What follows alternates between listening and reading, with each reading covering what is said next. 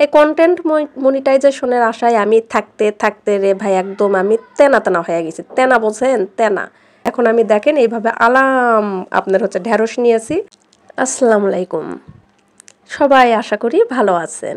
কি বলবো দুঃখের কথা, আমার পেজের যে অবস্থা, আমার পেজের ভবিষ্যতের থেকে মনে হচ্ছে জোনাকি পোকার পিসের সাইটে বেশি উজ্জ্বল। যেটা কিছুদিন আগেও আমি পোস্ট করেছিলাম। সবাই যে হারে সোনার হরিণ পাচ্ছে, সেই সোনার হরিণটা আমরা পাচ্ছি না। অনেকেই আছে এত ফলোয়ার, হিউজ পরিমাণ ফলোয়ার, তারপরেও পাচ্ছি না। 2 থেকে 3 হাজার যাদের ফলোয়ার, তারাই দেখি সেই সোনার হরিণ পেয়ে যাচ্ছে। আর সেই সোনার হরিণটার নাম তো আপনারা খুব ভালো করেই জানেন, সেটা হচ্ছে কন্টেন্ট মনিটাইজেশন। ঠিক আছে, এই কন্টেন্ট মনিটাইজেশনের আশায় আমি থাকতে থাকতে রে ভাই একদম আমি তেনা তেনা হয়ে গেছি। তেনা বোঝেন? তেনা। এখন আর আমি ঠিক মতো ভিডিও আপলোড দেই না, মন মানসিকতা একদমই খারাপ হয়ে গেছে।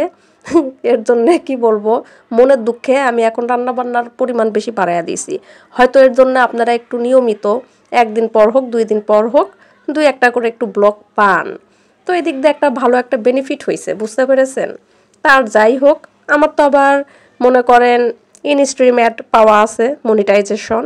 তো আমার কিন্তু ডলার আবার ইনস্ট্রিম অ্যাড থেকে হচ্ছে, তো ভালোই ডলার জমা হয়েছে।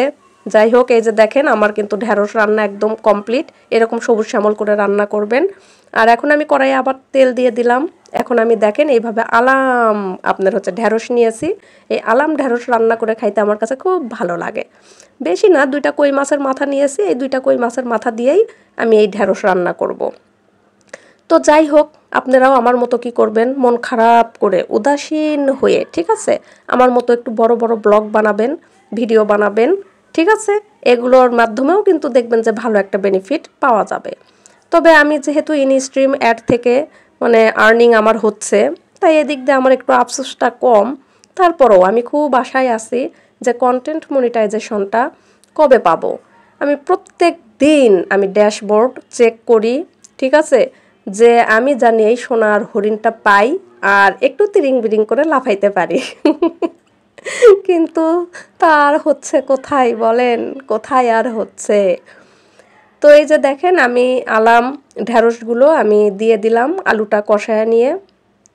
আমার তরকারিটা যাতে সবুজ থাকে, ঢেঁড়সটা যাতে হালকা সিদ্ধ হয়, আমি এইভাবে রান্না করব। খুব বেশি কিন্তু ঢেঁড়স রান্না করা যাবে না বেশিক্ষণ ধরে, তাহলে ঢেঁড়সের যে মনে করেন সবুজ শ্যামল ভাবটা, এটা কিন্তু একদম নষ্ট হয়ে যাবে। আর তরকারিটাও কিন্তু ল্যালপা হয়ে যাবে। ঢেঁড়স কিন্তু ল্যালপা জাতীয়, এটা তো জানেন।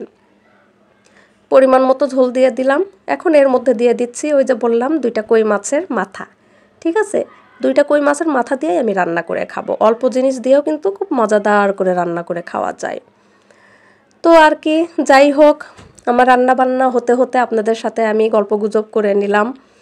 তবে ফেসবুক কিন্তু একটা জিনিসই চায়, আপনি নিয়মিত একটু ভিডিও আপলোড দেন, পোস্ট করেন, ঠিক আছে, স্টোরি দেন, বিভিন্ন ধরনের লেখা পোস্ট করেন, তাহলে দেখবেন যে কন্টেন্ট মনিটাইজেশন পেয়ে যাবেন।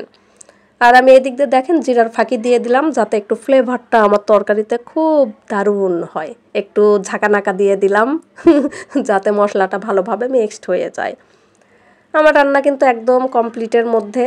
আপনারাও আমার মতো এইভাবে রান্না করে খেয়ে দেখবেন, খুব মজা। তরকারিটা চেখে দেখলাম লবণ কম, তাই আবার একটু লবণ দিয়ে দিলাম। এই যে দেখেন আমার সবুজ শ্যামল তরকারি একদম কমপ্লিট। ওকে, সবাই ভালো থাকবেন। আজ এই পর্যন্ত, আমার জন্য দোয়া করবেন। আল্লাহ হাফেজ।